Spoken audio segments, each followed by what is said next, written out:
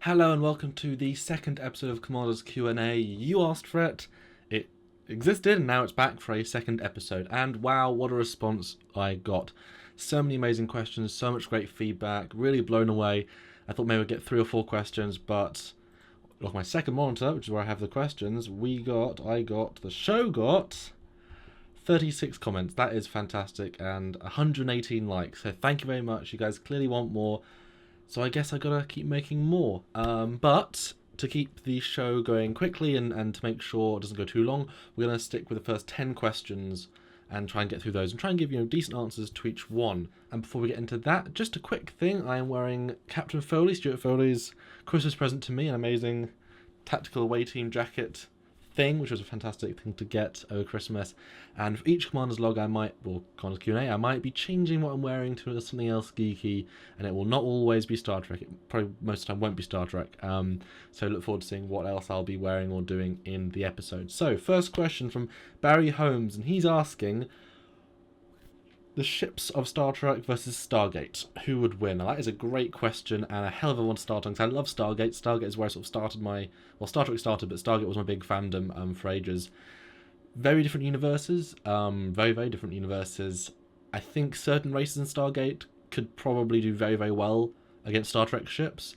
The Atlantis with 3 ZPMs, I mean, I don't know how it compares to a warp core, but it feels like the way they survive the amount of hits the Wraith deal, that shield's probably more powerful than anything into the Star Trek world. So I'm guessing some of the higher end ships, the Asgard tech, Asgard beams, I'm thinking all that stuff could probably do a hell of a lot of damage against Trek ships. I mean, drones, they can pass through shields, so any ancient ship, a few tactical shots can take out a Starfleet ship. But I think the simpler ships, the Gould, the Prometheus, Lucian Alliance, all those ships, I think quantums, shields, phasers, those sorts of weapons, I think we'll probably be able to rip through them as well.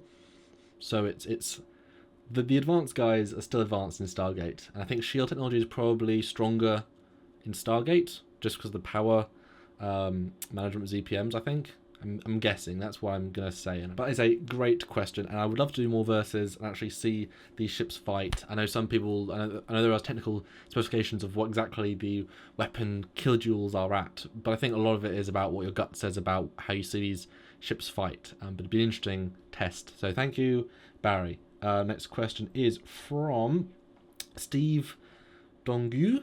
That's what I'm going with. Congratulations for your new feature. Thank you. Wonderful.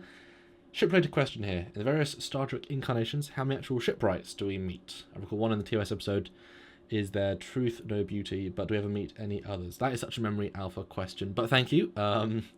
I don't think we meet any specific designers of ships. We know that Cisco had design input in the Defiance, so you could count him, I suppose. Leah Brahms was a warp engineer for the Galaxy program, so you could count that as well. I don't think we ever meet any specific runabout designer or Galaxy designer, but I know we met quite a few people who helped design pieces and parts. But I don't think any specific shipwrights. But thank you for the question.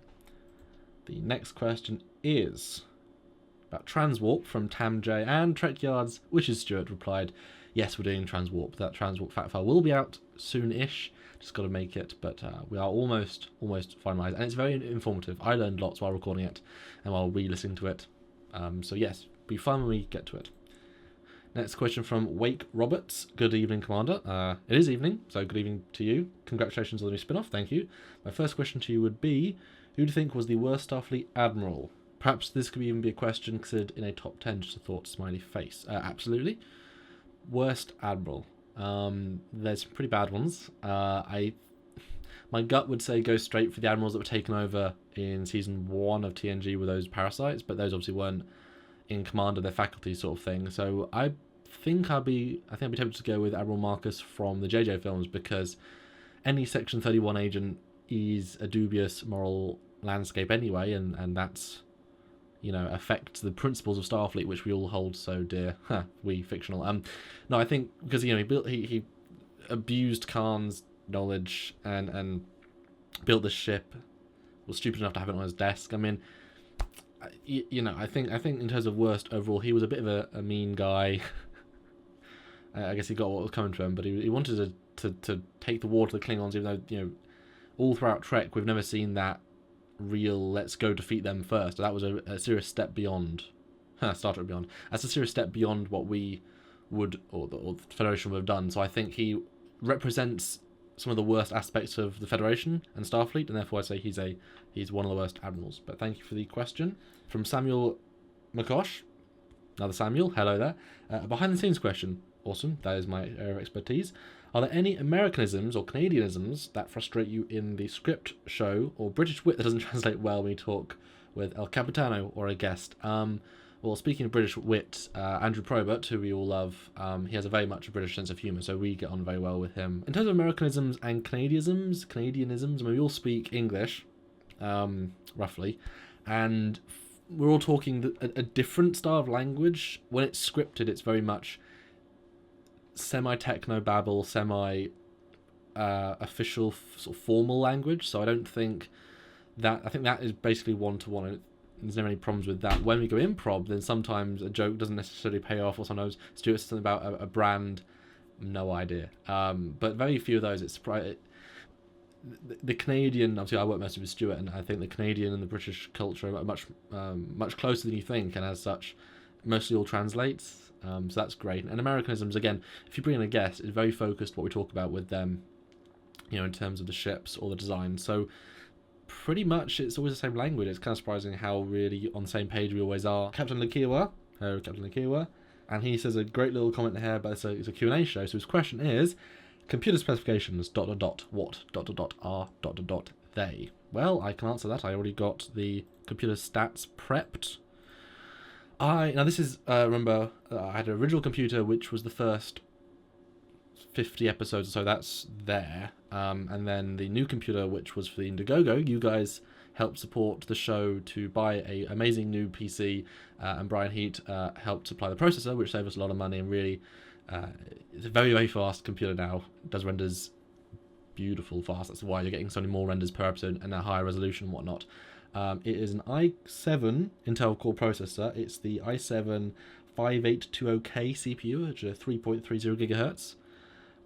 16 gigabytes of RAM, although I do want to improve that. I'm using a NVIDIA Quadro K2220 and a Quadro K2200 graphics card, which doesn't. We wanted to go CUDA for enhanced performance in terms of After Effects and Premiere, which is my editing solutions for green screen and effects and video editing respectively, and it does sort of work. It's better than the previous computer by far, but doesn't help it as much as it could do. Hopefully we can upgrade again at some time in the future, and we can get even stronger video card, which can really increase the times, because the episodes of Trekyards are very limited in resolution by the amount of time it takes to render. That's a reason why we don't do 1080p videos, because the amount of time that rendering a 1080p video that's half an hour or a full hour, if they're two parts, you want to do the complete version, I mean, you're looking at hours of render time at a good high resolution, at a good high bit rate, and if that's every week, that's multiple times. I mean, that does take a lot of time when the computer's basically used. There's nothing else you can really do apart from word processing or bits and bobs. So, and also the animations are then going to be much higher resolution just to fit the box. That's a nice side note of why we can do so many, why I can do so many, is because 720p, and then that amount of the screen is the animation, so it lets me do a nice lower resolution animation, but a really high quality of anti-aliasing. That's why they look so good. So it strengths and weaknesses. But if we got a really meaty card that made those renders even quicker, then possibly 1080p, which obviously I know you guys want for the big screens. So probably in the future, but not quite yet. But thank you for the question, and I hope that helps. And I'm using Windows 7. There you go. Mark Lawrence, are you guys ever going to cover any TOS animated ships? There were some interesting ones in there that may have ended up in TOS had not been cancelled so quickly. Animated series is an interesting one because obviously it's a single series. They could do whatever they wanted in terms of the animation. There are some interesting ships. You got Tug, which we have an Eagle Moss model of, which we'll probably cover at some point. With all Trekyards shows, it's a balance between getting a ship that we want to cover, that the audience definitely wants us to cover, and that will get us enough views and therefore the YouTube revenue, because it's a very sort of knife's edge of how much we need to keep this going, and YouTube sort of fluctuates. And so if we release a video that only 1,000 people are going to watch, that really affects our money, and that affects the ability, the confidence that we have to actually keep the show going. So we have to pick popular ones and ones that we know we're going to do. So if you guys really want to see an animated series episode and we're going to really watch it and share, then absolutely let us know. But it's definitely not a priority. I mean, there's a lot of ships to do, and we still haven't done some famous ones. So we are, as we've said with all ships, you guys ask, are you doing the ship? And we say yes at some point, because there's a lot of ships and we'll get to them all eventually. But thank you for the question. Daniel Briggs, room tour, both you and the captain. That will happen. I know Stuart just released his own tour, and I've seen a previous video tour because I've watched a lot of his content, so it's nice to see an updated one. And my space, I have an office in this house. I have a bedroom and an office which I converted, and I've got my monitor set up, and then just sort of stuff. I'll do a separate video if you guys really want to see a room tour. It's a very small room, it's very, very small, and a lot of it's with props and Eagle Moss stuff. But I could do it at some point, although it will break the magic a bit, because I like just showing the background, like this is my box world sort of thing. So if I break the illusion, it might get confusing, but I know doing a behind the scenes video, and that will show the setup I have. So at some point, yes, but not for this video. And next question is from a starship, I guess. On YouTube, the name is USS Arcanus. Nice to get a question from a starship. Bit novel. And he says, first off, great Q&A. I have two questions. One, how can I get my ship the States class on Trekyards? Well, that is something we do, because we know a lot of fans love their designs and put hundreds of hours into those designs, and we want to support those guys. If you want a full episode on Trackyards, all the details, animations if you have a 3D model, which take a while to do, extra background research done with you to really flesh out the background of the ship, to really make it feel part of canon, working with myself and Stuart, and then getting the full episode, that can be done. We have a show for that. It's called Trackyards Originals. We've done one on the Terrorbird, which was amazing. We're doing another one on the Polaris class with Michael Wiley, the amazing model designer, or model builder and designer, I suppose. It is a service we offer, but because it's a whole separate process of time, and obviously doing the animations, because if it's an original ship, there is no footage to go back on. There is no pictures that a fan has done. It's all original material made by me exclusively. So it takes a lot longer to make. So we do require a donation for doing the episode. So you need to email trekyards@hotmail.com with your ship, with what you might want to do, with if you've got 3D model, that'd be amazing. And then we can say how much it would cost to actually make that show. But we love doing it. We love supporting the fans. So if you have a design you just want to see, even if it's 2D, I mean, we can do things around that. Let us know at trekyards@hotmail.com. Say, Trekyards Original and your ship name, and maybe we can do an episode on your ship, and you get it viewed by thousands of amazing fans just like you and you and you. So there you go. Question answered there. SatQuest, hi SatQuest, big commenter there. Any chance you can get a high quality uniform to the log in? Yes. I have many uniforms, just not Star Trek ones. I have 2 Star Trek uniforms and one that needs to be modified. I was looking at it, it's over there. Needs to be modified because it was bought bigger than me. So it has to be actually made, because most Trek, or all Trek uniforms are form-fitting, and that one very, very obviously wasn't. So we want to do some of this stuff in uniform. The 50th anniversary specials we really want to do in uniform, because we think it would add an extra bit of geeky fun to it, but we need to do fundraising for that to earn the money to actually get these costumes bought and or retailored to our sizes, because the Patreon and the YouTube money, that covers basic bills, that covers just the time to make the show. Anything beyond that has to be separately fundraised, because it's like the show is the standard, and that's what funds the show, but anything bonus. But we'd love that. And we certainly would love to do the uniform, do a show in a uniform. So if you guys want to see us in uniform for some specials, which we very much want to do, let me know in the comments below. Would you support $10, $5, $50, or even just buy the full uniform for us? We're not going Avos, because that's hundreds of dollars, and we're not expecting to raise that. And besides, we'd rather have that to actually fund the show itself. So we are looking for sort of cheaper equivalents, but that will still look good. So we do want to, and there will be some form of uniform in the future for Commander's Q&A, but not necessarily Star Trek, and that's a fun tease there. And we're only at 15 or 17 minutes, so I'm going to answer a few more questions, because I'm going through them quicker than I thought. So even more questions. Next question from Carmelo Elman, or Militron. Have you ever played Space Engineers? If so, what do you think about it? It's a pretty cool game. It is incredible what people have built, like the USS Enterprise B. As always, keep up the great work. Well, thank you. I have played Space Engineers briefly. I believe it was in more of a when it was in more of a beta state, and I played a bit of it. but I haven't got much time for gaming. I do a lot of work animating and editing, and I don't really get much free time. This is Trekyards takes quite a long time to make, so I don't get much time to game, but I have played a little bit and I enjoyed it. But like I say, it takes a long time. I have enjoyed watching videos from it, however. You can just, as I said, some great stuff, and I saw a great video with Enterprise D, no, it's the Enterprise A, fighting a bird of prey, and they put the engines in and they were flying them, well, cumbersome because you can't fly with too much grace in that game, and it was fun to see them fire the weapons, and then the armor gets blown away as the weapons go, and see how the damage. And that was a fun video. So love seeing the videos with that. Same with Kerbal Space Program. Great to see the mods and what people can do, because I love the modding community. You guys know from the top 10, love the modding community, support them as much as I can, or at least download their work, because I want to keep the work because it's incredible. It shouldn't go to waste, sort of thing. And next question is from EDF Parts. Cool. Hey, this is Gene. Hi, Gene. I'd like to say it's about time you're doing a little Commanders Q&A. Well, thank you. You could say it took long enough, but busy man. But really, when are you guys going to do an episode on characters that hooked up in Star Trek and their relationships? Also, when will you guys make a show about the terrible ships of Star Trek? The ships that just look awful. Possibly. I like the awful ones, but then that's all subjective, because we've all got personal opinions on what we think looks good or not. So what I think looks awful, Stuart might think that's amazing. So possibly oddest, maybe oddest faster designs, or Starfleet battles, because they have some very odd kit bash ships back in the 70s, 80s, and whatnot. So that will probably happen at some point. I know Stuart wants to do more Starfleet battle stuff, which would be great. In terms of characters that hooked up in Star Trek, I mean, that is not very Trekyards related. We do ships mostly. That's our passion, and tech.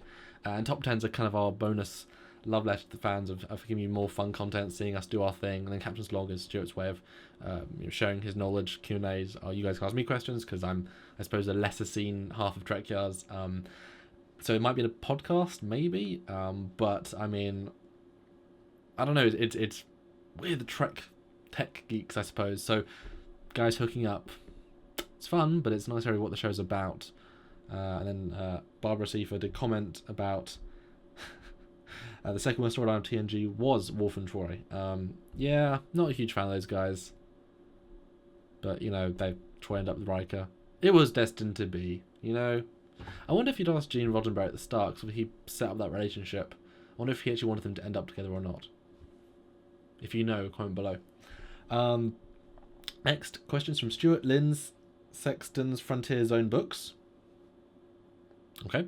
What is your favourite non-canon ship, if any? That is a great question, but there's so many non-canon ships, it's unreal.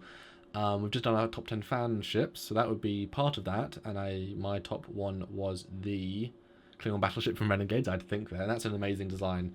The Ares is amazing from Axnar. I like a lot of the game ships. If you look at the background, now you guys are seeing it bigger screen, you can actually sort of dissect what's in the background, but it's all canon ships, apart from the Premonition from Star Trek Armada 2. It's basically a Sovereign with a third nacelle, Dreadnought Sovereign, but I think it's a great looking design. It's a great little evolution. So that's a fun non-canon. I do quite like Michael Wiley's Polaris class. Really interesting. When I saw it as a picture and I asked who designed this, and he said he did. Such an interesting. That's how I would push that design aesthetic, and it hit a nerve with me. So that I love. Ironically, love Andrew Probert's Ambassador class. That's not a canon ship design. It was never seen on screen as it is as the full form. That's an amazing design. Really difficult. You're basically asking, is there a fan or invented ship out of the thousands that I love? And that's a very difficult question. We need to do an episode on that, see if we can pull some out of the ether. But yeah, I mean, fans do create some interesting designs. Some are really well thought out, some are not, some go a bit too far from the aesthetic, I think, some are just kit bashes. It's a whole plethora. I love that Trek expanded over the last year, that fans are always daily sharing their own designs, and we see basically, and as obviously we check the channel all the time, check the Facebook, I'm seeing every version of every design of every kit bash. It's just wow, there's so much creativity out there, and I know Stuart likes designing the occasional ship, and I've had a few sort of ideas, but it's like everyone's done everything. What is there left to do? Because I like the classic aesthetic, I like the tuna cells, I like the pylons, I like the standard thing, and to to make your own version, I think is a well done for you guys. I'll probably do it at some point. I'm sure you guys would love to see what is Commander Cocking's original ship, knowing how I get into the ship design and in terms of the tech and 3D and all these things. I'd love to know what I'd come up with. Probably something Prometheus-y. You guys know I love Prometheus. So maybe at some point, but I hope I answered your question just about. And the next question is from Cuban Writer. I think we'll end on this one because he asks a couple of questions, and that leaves a good few for next time. Quite a lot of questions actually. But we'll take it slow, take it slow, gentle. But his first question is, if you were to marry a character, not actor, from a Trek series, who would you marry and why? Interesting question. Good one to end on. Very Trekyards related. Who do I have soft spots for? I like Ezri Dax. I've met Nicola Dubois a couple of times, last of which we interviewed her for Trekyards Live, which was great. We had a really nice rapport there. She's cute, very, very cute, and the character's adorable. I like bubbly people, I like bubbly women, so that would definitely be asking on a date. I don't know, who would I marry? Although marrying a Trill, I don't know, that's literally a lot of baggage there with how many people. Well, then you also have Carol Marcus from the new J.J. Abrams Into Darkness, and she's also very, very cute and bubbly and fun. So it's probably a toss-up between those two guys. From JJ marrying, I guess, Carol Marcus, and then if it's prime time, I guess, Ezri Dax. So I hope that answers your question, but that is the last question for this week, because we're at 20 however many minutes. Is there anything I want to say about Trekyards? Well, at the moment, I'm rendering a fun animation, which you guys should see very, very soon. It's Fleet Yards related, and it's been a lot of fun, and thank you for Michael Wiley again for another 3D model. Amazing work he does, and it's great that he can share it with the community and help us at Trackyards. Yeah, and as always, guys, we need your help to keep this show going. Well, not this show might keep going or not keep going, but main Trackyards, because it takes so much time to make the show, and fundamentally this is what I do full time, and it's a lot of time and bills to be paid, and just to justify the time we need more support. So if you guys can, please do go to our Patreon page at, I'm sure, Patreon/Trekyards, and give whatever you can for a monthly donation or for a one-time donation, because again, that is the lifeblood of this show, which you guys, a lot of you, watch every single week as your own TV show, your own web show. And come on, guys, this is the only weekly Trek on the internet. I mean, there's the big budget Axonal, the big budget Horizon, all those amazing stuff that comes out occasionally, but Trekyards there every single week, and you guys seem to love it. So I think that's it for this week, and I'll be interested to see what I'm going to be wearing next week. So if you guys have any more questions, I will answer the rest next time. Probably not another full week, because otherwise the next video will have even more questions, so you might see me in a few days with even more great... I mean, you guys have some great questions, really, really great questions. Very diverse and very interesting, and a lot of fun ones.